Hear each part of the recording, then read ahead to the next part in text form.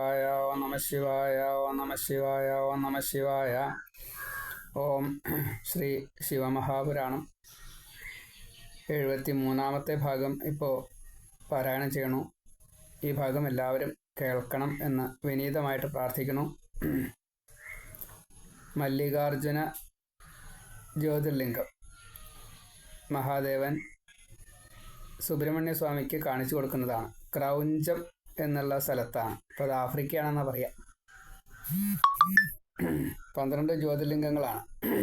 അതിൽ സുബ്രഹ്മണ്യനെ കാണിച്ചു കൊടുക്കുന്ന ഒരു ജ്യോതിർലിംഗമാണ് ക്രൗഞ്ച പർവ്വതത്തിൽ മല്ലികാർജുനൻ എന്ന പേരിൽ. നമുക്കത് കേൾക്കാം. ഗണപതിയുടെ വിവാഹവും സുബ്രഹ്മണ്യൻ്റെ വിവാഹം കഴിയാത്തതും ഭൂമിയും 7 ലോകവും പ്രദക്ഷിണം വയ്ക്കാൻ അച്ഛനെയും അമ്മയും നമസ്കരിച്ചാൽ മതി എന്ന് ഗണേശൻ പറയണു. അത് ചെയ്യണു. ശിവപാർവതിമാരെ സമ്മതിക്കണു. അങ്ങനെ വളരെ എല്ലാ തരത്തിൽപ്പെട്ടതായിട്ടുള്ള ന്യൂനങ്ങളെയും ഈ കഥ കേട്ട് കഴിഞ്ഞാൽ പരിഹരിക്കപ്പെടും, ഇല്ലാണ്ടാക്കും എന്ന ഫലശ്രുതി, വളരെ ഗംഭീരമായിട്ടുള്ള ഫലശ്രുതിയാണ്. നമുക്കത് കേൾക്കാം. ശ്രീ ഗുരുവായൂരപ്പ. ഓം സൗരാഷ്ട്രേ സോമനാഥം ച ശ്രീശൈലേ മല്ലികാർജുനം ഉജ്ജയിന്യാം മഹാകാളം ഓങ്കാരേ പരമേശ്വരം കേദാരം ഹിമവൽപൃഷ്ഠേ രാഗിന്യാം ഭീമശങ്കരം വാരാണസ്യാം ച വിശ്വേശം ത്രയംബകം ഗൗതമീതടേ വൈദ്യനാഥം ചിതാഭൂമൗ നാഗേശം ദാരുകാവനെ സേതുബന്ധേ ച രാമേശം ഖുഷ്മേശം തൂ ശിവാലയേ ദ്വാദശൈതാനി നാമാനി പ്രാതരുദ്ധായ യഃ പഠേൽ സർവപാപൈർവിനിർമുക്ത സർവസിദ്ധിഫലം ലഭേത്. ഓം നമ ശിവായ. ഓം ഹ്രീം നമ ശിവായ. ഓം ഹ്രീം ഹൗം നമ ശിവായ. ഓം ശിവകഥ 73-ാമത്തെ ഭാഗം. ഓം നാരദൻ ചൊല്ലി ഗണേശ ജന്മകഥ ദിവ്യചരിതം അനൂപമം അത്ഭുതം പാർവതി രുദ്ര കഥകൾ ശ്രവിക്കുകിൽ കീർത്തിയും സച്ചിദാനന്ദവും നേടിടാം. വീണ്ടും ശിവകഥ കേൾക്കാൻ ശ്രീനാരദൻ ചൊല്ലിയപ്പോൾ വിധി തുഷ്ടനായി ഭക്തനായി നന്നായി മുനെ ശിവലീല സ്മരിക്കുകിൽ നന്നായി മുനെ ശിവലീല സ്മരിക്കുകിൽ എന്നെ തുണച്ചല്ലോ ധന്യൻ ഞാൻ പാരിതിൽ. നന്നായി മുനെ ശിവലീല സ്മരിക്കുവാൻ എന്നെ തുണച്ചല്ലോ ധന്യൻ ഞാൻ പാരിതിൽ. ഗൗരിയും രുദ്രനും സ്കന്ദൻ ഗണപതി കുട്ടികൾ തന്നുടെ ലീലയിൽ ലീനരായി സച്ചിദാനന്ദം നുകർന്നു സകളരായി സേവിച്ചു ബാലരും മാതാപിതാക്കളെ. ഇപ്പോൾ സുബ്രഹ്മണ്യനും ഗണപതി ശിവനെയും ശ്രീപാർവതി നല്ലോണം സന്തോഷിപ്പിക്കുകയാണ്. കുട്ടികളാണ്, ബാലലീല പലതും കാണിച്ചു കൊടുക്കണു. അതിൻ്റേതായുള്ള ചില വിസ്താരങ്ങൾ അവിടെ ഉണ്ട്. അത് അധികം വിസ്തരിച്ചില്ലാത്തതുകൊണ്ട് എഴുതിയില്ല. കളിപ്പിച്ചു എന്ന് മാത്രമേ അതിൽ പറഞ്ഞിട്ടുള്ളൂ. വർദ്ധിച്ചു ബാലർ വളരവേ സ്നേഹവും ശുക്ലപക്ഷ ചന്ദ്രവൃദ്ധി പോലെ സദാ മക്കൾക്കു വേളി നടത്തേണ്ട പ്രായമായി ഓർത്തപ്പോൾ തന്നെ വിവശരായി ദേവകൾ. ഈ മഹാദേവൻ്റെയും പാർവതിയുടെയും മക്കളായിട്ടുള്ള സുബ്രഹ്മണ്യനും ഗണേശനും എങ്ങനെയാ വധുക്കളെ കണ്ടെത്തുക? ദേവസ്ത്രീകളിലൊന്നും അങ്ങനെ ഒരാളില്ല. അപ്പം അത് വല്ലാത്തൊരു അത്ഭുതമായി. ഇതിങ്ങനെ സംഭവിക്കുമോ? മഹാദേവന് തെറ്റുപറ്റാൻ പാടില്ലല്ലോ. ദേവകൾക്കൊക്കെ വല്ലാത്തൊരു ഇത് എങ്ങനെ സംഭവിക്കുന്നുള്ള ഒരു ഔത്സുക്യം, വല്ലാത്തൊരു ഔത്സുക്യം, ജിജ്ഞാസ. ഇതെങ്ങനെ വന്നു, എങ്ങനെ വരും, അതെങ്ങനെ നമ്മളെ ബാധിക്കും, ഇതാലോചിച്ചു എന്നാണ്. അപ്പോഴേക്കും സ്കന്ദൻ ഒപ്പം ഗണപതി ചിന്തിച്ചു സ്വന്തം വിവാഹം വധുവയും ഞാനാദ്യം വേൾക്കുമെന്നോർത്തവർ വാദമായി കേട്ടു പിതാമാതാ തുഷ്ടരായി. ആദ്യം ഉണ്ടായ ആൾ സുബ്രഹ്മണ്യനാ. അപ്പോൾ അവകാശം സ്വതേ അദ്ദേഹത്തിനാണ്. അപ്പോൾ നിക്കാദ്യം ഗണപതിക്കാണല്ലോ ആദ്യം. എല്ലാ കാര്യങ്ങളും ഗണപതിക്കാണ് മുഖ്യം. അപ്പോൾ കല്യാണമായാലും അങ്ങനെ തന്നെയാണ്. ഗണപതി പറഞ്ഞു എനിക്കാണ് ആദ്യം, സംശയമില്ല.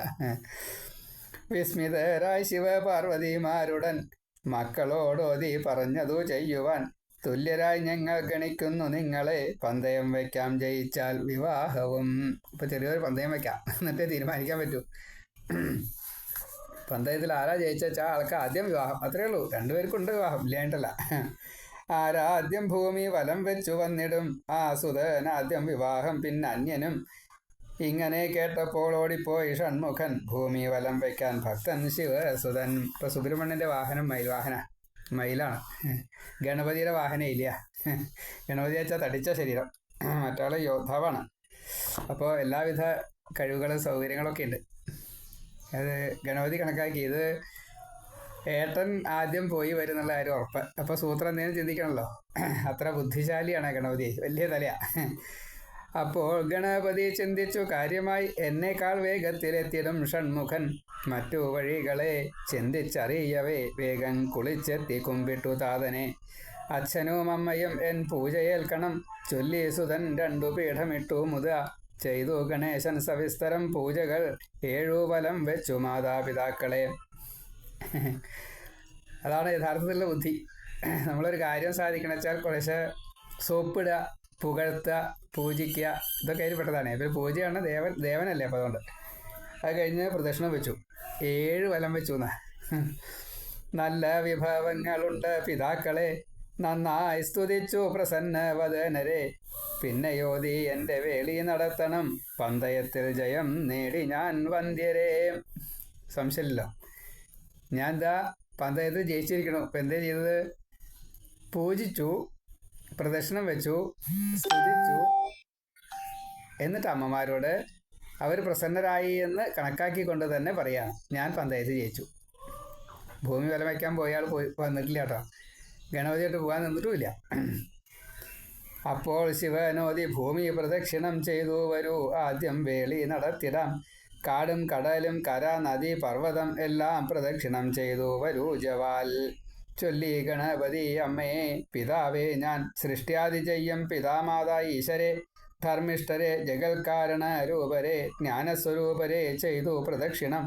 വേദവും ശാസ്ത്രവും ചൊല്ലി പ്രദക്ഷിണം, മാതാപിതാക്കളെ പൂജിച്ചു ചെയ്യുകിൽ. ഭൂമി വലം വെച്ച പോലെ കരുതണം, ഈ 7 ലോകം വലം വെച്ച പോലെയായി. അച്ഛനും അമ്മയും വെയ്യാതിരിക്കവേ തീർത്ഥാടനം ചെയ്താൽ പാപിയാവും സുതൻ. മാതാപിതാക്കളെ കൊന്ന പാപം വരും, പുത്രൻ പിതാക്കൾ തൻ പാദ ആശ്രിതർ സദാ. ചെറിയ കാര്യങ്ങളല്ല പറഞ്ഞത്, വലിയ കാര്യങ്ങളാണ് പറഞ്ഞത്. സൃഷ്ടിസ്ഥിതി സംഹാര തിരോധാന അനുഗ്രഹം ചെയ്യുന്നതായിട്ടുള്ള ശിവനും പാർവതി, അവരെ എത്ര എത്ര എത്ര ഈ ബ്രഹ്മാണ്ടങ്ങൾ ഉണ്ടാക്കണു, അതിങ്ങനെ ലയിച്ചു പോകണതൊന്നും അറിയില്ല. അവരെയാണ് ഞാൻ ഇപ്പോൾ പ്രദക്ഷിണം വെച്ചത്. പൂജിച്ചിട്ട് അവർ പ്രസന്നവദനരാണ്. അവരെ പ്രദക്ഷിണം വെച്ചിട്ട് അത് ഭൂമി പ്രദക്ഷിണം വെച്ച പോലെ ആയിട്ട് കണക്കാക്കിയിട്ടില്ല വെച്ചാൽ അത് വേദത്തിൽ അങ്ങനെ ഉണ്ടെങ്കിൽ ആ വേദം പിന്നെ വേണ്ട, അത് ചെയ്യാൻ പാടില്ല, തെറ്റാ. അച്ഛൻ്റെ വാക്കാണ് വേദം, അപ്പോൾ അച്ഛൻ്റെ വാക്ക് തെറ്റി. അപ്പോൾ ജഗത്തിൻ്റെ കാരണക്കാരെ പോലും ഞാൻ പ്രദക്ഷിണം വെച്ച് വന്നിട്ട്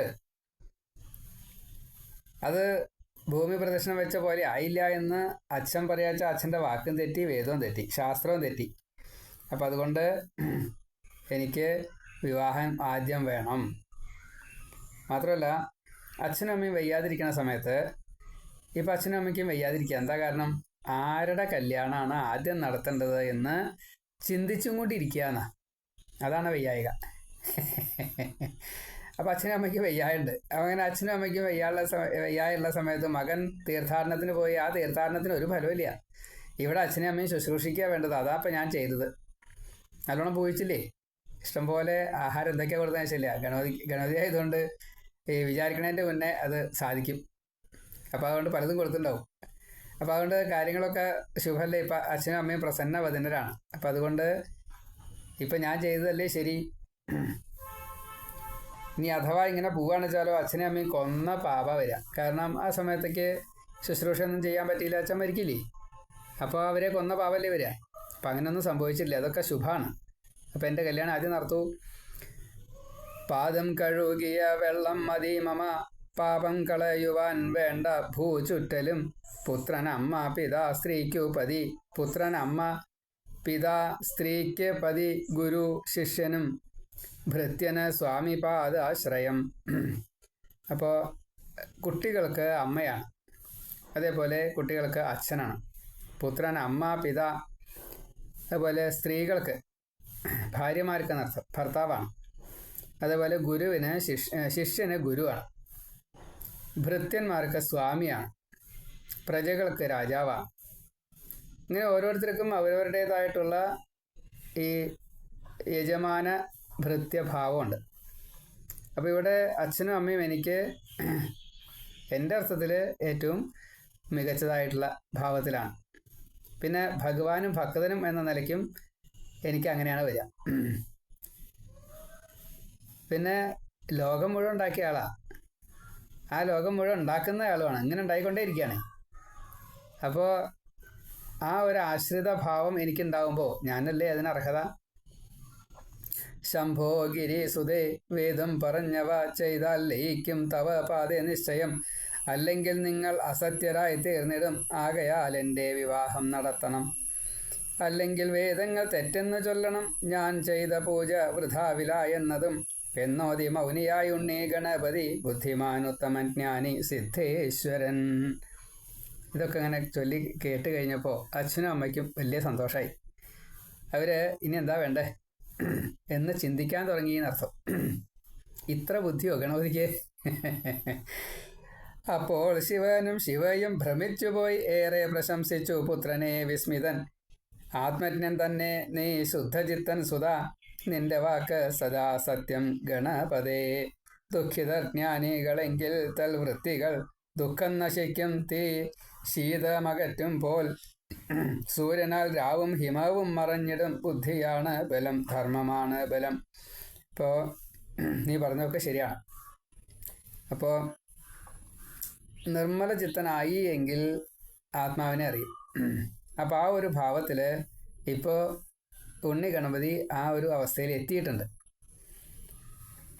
അപ്പോൾ ജ്ഞാനം യഥാർത്ഥത്തിലുണ്ട് എങ്കിൽ അവർ ദുഃഖങ്ങൾ ഇല്ലാണ്ടാക്കാനുള്ള പ്രവൃത്തിയെ ആലോചിക്കുകയും ചെയ്യും, പരിഹാരവും കണ്ടിട്ടുണ്ടാവും.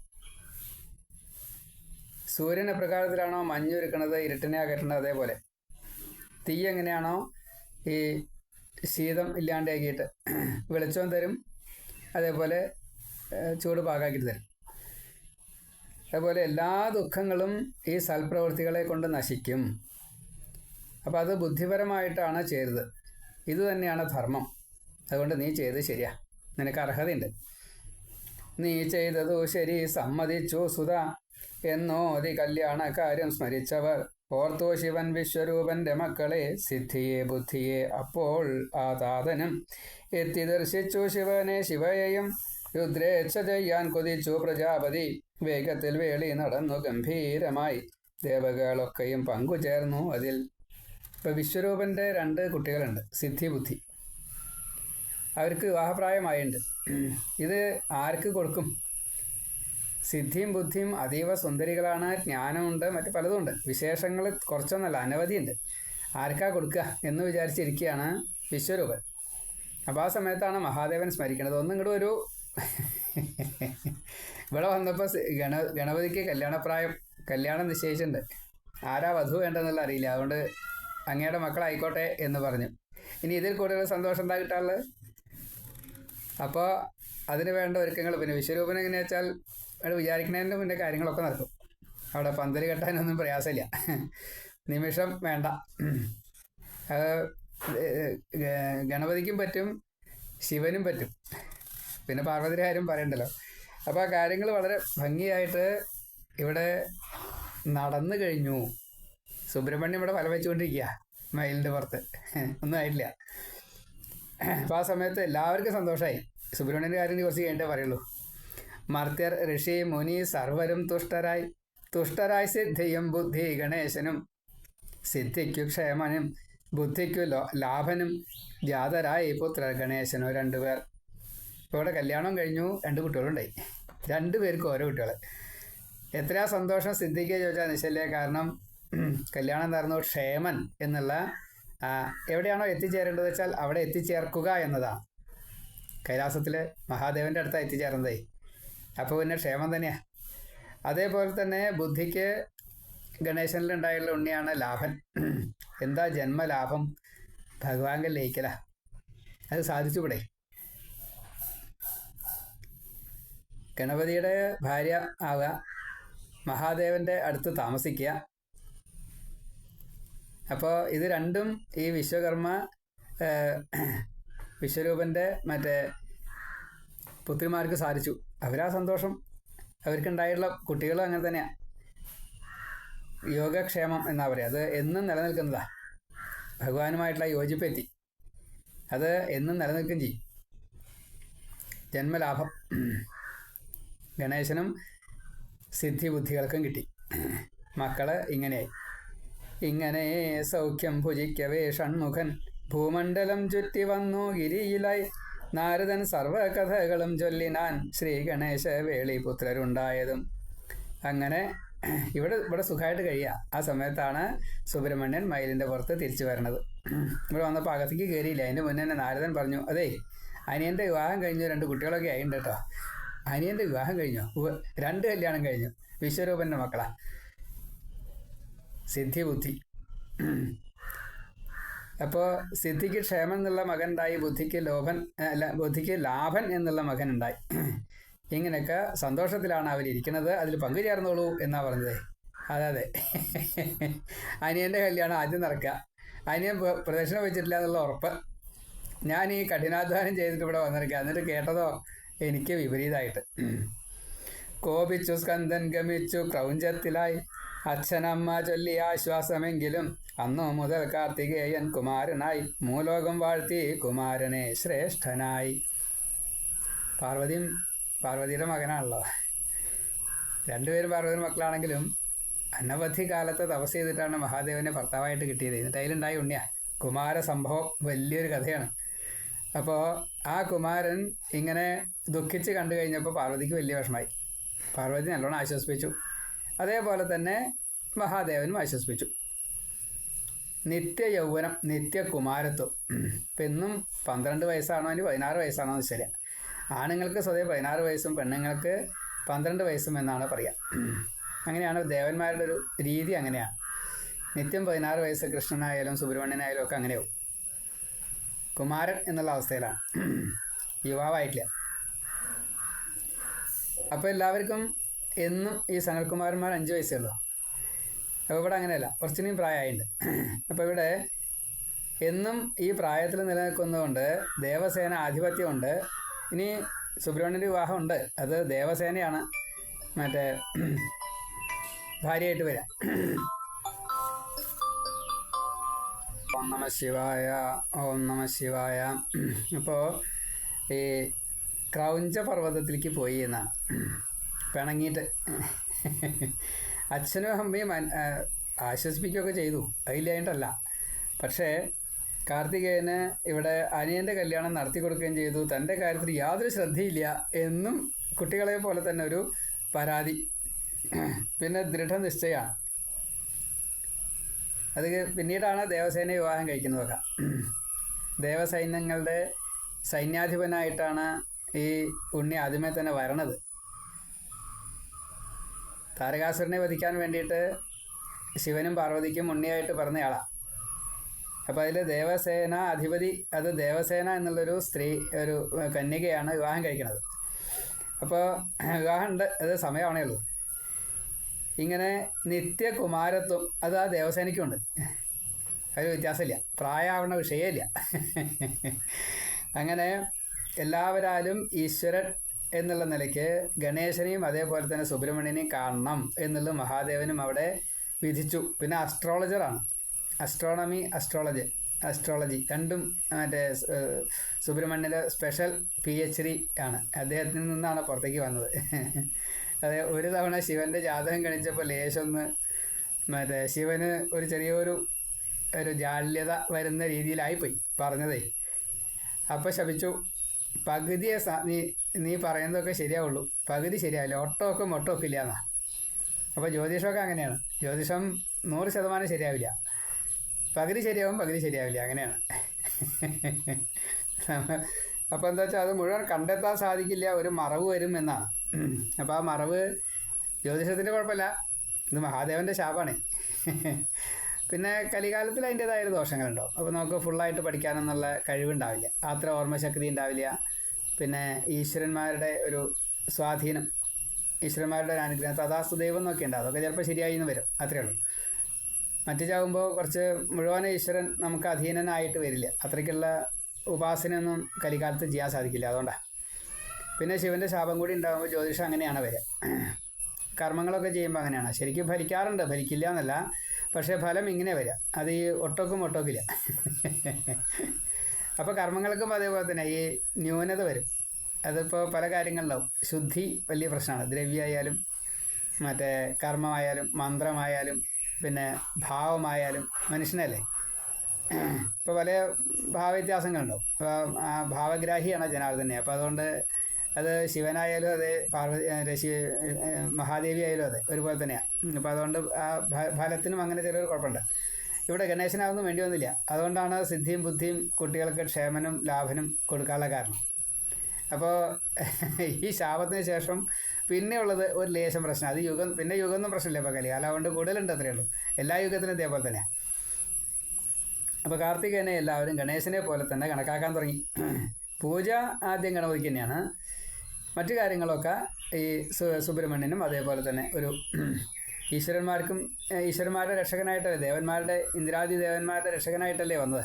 അപ്പോൾ ആ ഒരു ഭാവം ത്രിമൂർത്തികൾക്ക് താഴെയായിട്ടുള്ളൊരു ഭാവം സ്വതേ കൊടുത്തു. അപ്പോൾ കുറച്ചധികം പിന്നെ സ്കന്ദനെ കുറിച്ച് പറയാം. ബ്രഹ്മചര്യവ്രതം ദീക്ഷിക്കും സ്കന്ദനെ പൂജിച്ചാൽ നേടാം സകല സുഖങ്ങളും.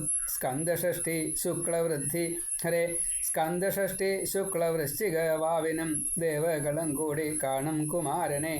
കാർത്തികത്തിൽ ശുക്ലവാവിന് കാർത്തിക വന്ന കുമാരനെ പൂജിക്കണം നരർ.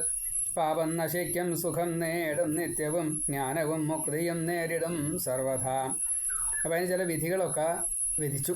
ബ്രഹ്മാവുണ്ട്, മഹാദേവനുണ്ട്, വിഷ്ണുണ്ട്, എല്ലാവരും ഉണ്ട്. അപ്പോൾ അവർ ഒരേപോലെ തന്നെ അത് വിധിച്ചത്. 3 ലോകവും ഈ സുബ്രഹ്മണ്യനെ ഒരേപോലെ വാഴ്ത്തി സ്തുതിച്ചു, പൂജിച്ചു.